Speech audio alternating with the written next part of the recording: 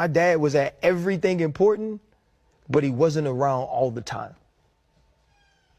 I got my lunch money and tip money because he worked the valet after he worked for the levee board, right? I couldn't find my dad for 2 weeks after Katrina because he was living at the levee board when everybody else in Louisiana got an opportunity to evacuate. You know what I'm saying? And like, I'm proud of that. Yeah. Like, I'm proud that that's my dad. I'm proud that my dad rolled up to my football games in his valet uniform and then drove to work before the game was over. Like, I'm proud that I had to, in my senior year, drive him to work, drop him off, because I didn't have a car. Like, I couldn't get me a car as a senior, and like, I had to be at school at a certain time, so I couldn't catch the bus. I would drive to the school, actually catch a ride with a friend. My dad would catch a ride with somebody so he could come back and get his car. Like, they made those sacrifices. So what that, like, I ain't fucking see him every day. You know, and I just think, man, like, I am having a hard time with that, you know, because I think sometimes it's like, you're the best you may have been individually, but you being the best individually is not what everybody thinks is the best for them. And that's a tough place to be.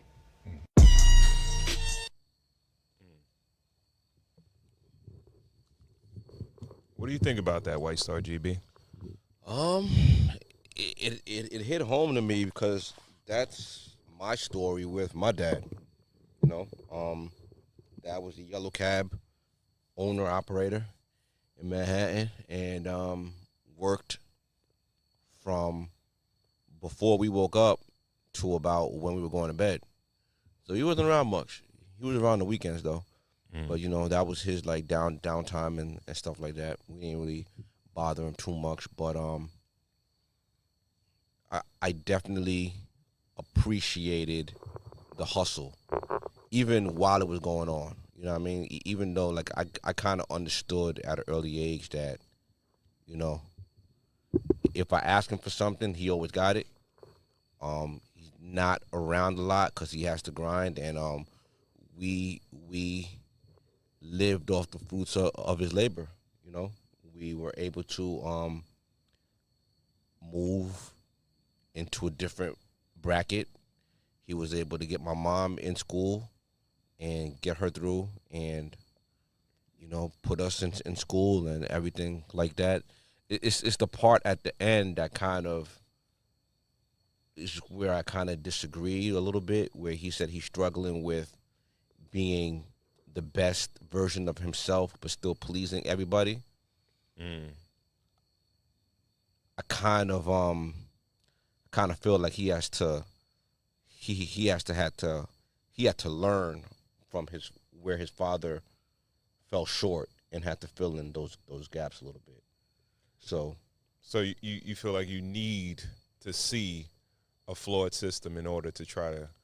Not necessarily. It's never perfected. It's never perfect. Yeah. But you could build on it and make it better. Absolutely. But I don't think you need to see a flawed system. You can have the perfect parents and just be like, all right, I'm recreating that, you know? Mm-hmm. But I feel like if you felt like someone fell short somewhere, when you're in that same position for somebody else, you could kind of see where that person fell short at, and you could definitely plug in and, you know, be present. Because even from last week's episode, everybody that we heard speak about parenthood and fatherhood, I think the number one thing that everybody said was presence. Yeah. You know? But I hear you speak to that same sentiment that you just spoke about, right? But my question to you is that, did you get that thought process as an adult now, or did you feel that way at the time when you were younger and you know your father was grinding it out?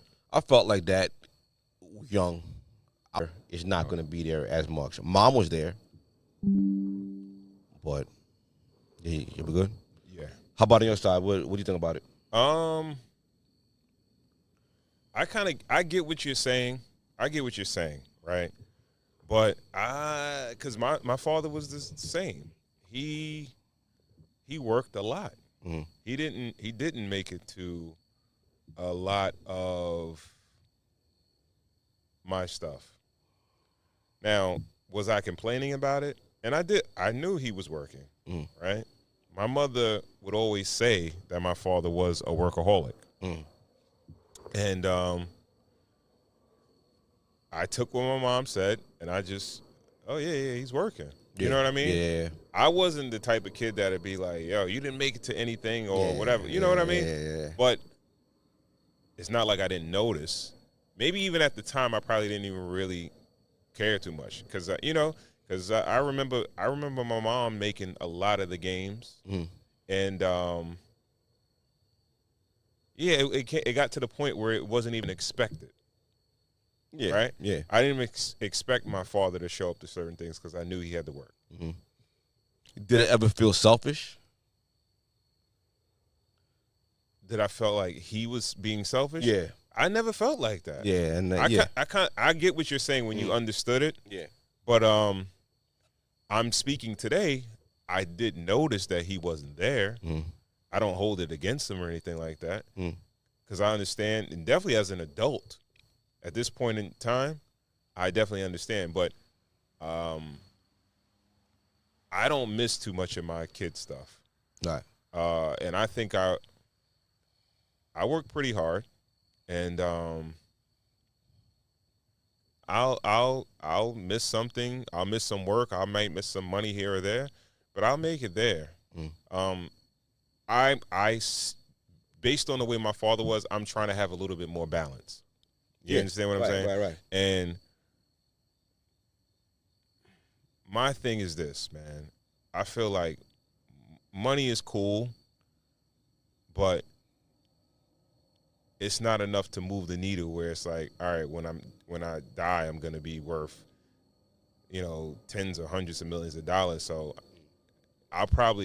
the experiences will probably be worth more than the dollars that I would make anyway. All right. You know what I mean? Yeah. So, and you understand the balance. You know what I mean? Going through it and knowing and speaking to people. That's the thing. Not so much of my experience, hearing even my brothers and my sisters' experience, and hearing other people speak about how much it means to them for their parents to be present at things. That's what kind of made me like, okay, this is important, So I do got to kind of show up because these things matter, Experiences in life matter. That's what you're gonna remember. So my wife, she's a nurse, right? So she at one time, when she was in the field, she was doing work with ALS patients, right? And it was a guy that lived in for you guys that are not from New York, the North Shore in Long Island is like heavy money. You know what I mean? Yeah. Like the Brookvilles, the up on the water, upper Brookville, helicopter Muttontown, to the and all city, that stuff like that. Helicopter to the city, all that fly shit. So he lived up there, and he had like big house, guest house, all that good stuff, right?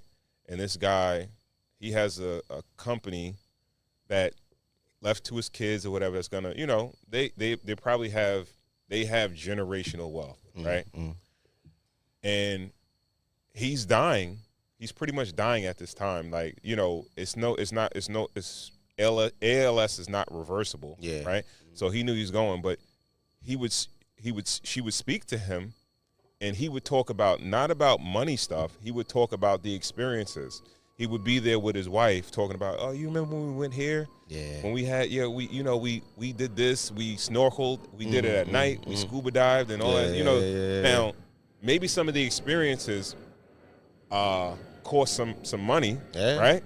Scuba diving at night. Sounds like some money there. Yeah, snorkeling at night. Even, he would remember like, yo, you remember we ate this over here? That, like, the type of stuff he would talk about was like, it really didn't have everything to do with bread.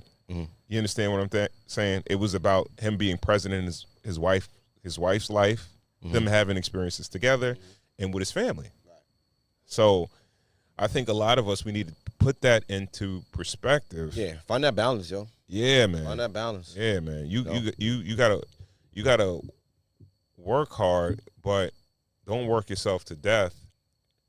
And you got to have some balance where if you work hard, you play hard. And I'm not saying play hard like just rip and run, but even spending time with your family. Yeah. That shit is very, very important. Because even now that my daughter is out of state, it's kind of like, I kind of feel like as soon as I leave, I feel like it's like I flip over the hourglass, and I feel like that clock is ticking until I got to get back over there, you know, to like to like flip the hourglass over again, just to let her know that she's supported, you know, she's not alone in the world, you know, stuff like that. So yeah, it's important to really, you know, put that time in. And if you feel that you're not doing enough in a certain thing, that means you're not doing enough. And that's where with Ryan Clark, where like he's struggling to be, you know, the best version of himself and to be the best version of himself for other people. If you feel like one of your cups aren't as full, you got to pull back or something and start pouring into that. I know a lot of times people have obligations and they got to be places and they got to do stuff. He's on ESPN podcast, everything like that. So he's ripping and running, but yeah, he got to find that time, and that's my advice for him, and that's my advice to a lot of busy fathers, yo. Find that time, man. Like, you know, I feel like I don't even feel like it's beating a dead horse. I feel like it's one of the core principles of Cigars and Whiskey at this point, especially pertaining to fatherhood. Be present. Yeah, men, you are more than your paycheck. Remember that. You're more than your paycheck. All right, so where we going next? Let's go to Jigga Man, man. Let's see what Hope's talking about. Yeah, I want some of the Jigga Man. You don't want to help the fam. Let me make sure this is it. My dad was at everything important, but he wasn't around all the time. I got my lunch money and tip money because he worked. All right, my bad. Harmonize with a man. A lot of women are taught how to protect ourselves from men. We're taught how to not rely on a man. My experiences with black women growing up wasn't so good. When I started dating white girls, my first experience with white girls is when I went to college. All right, give me. It's nothing compared to what you The group.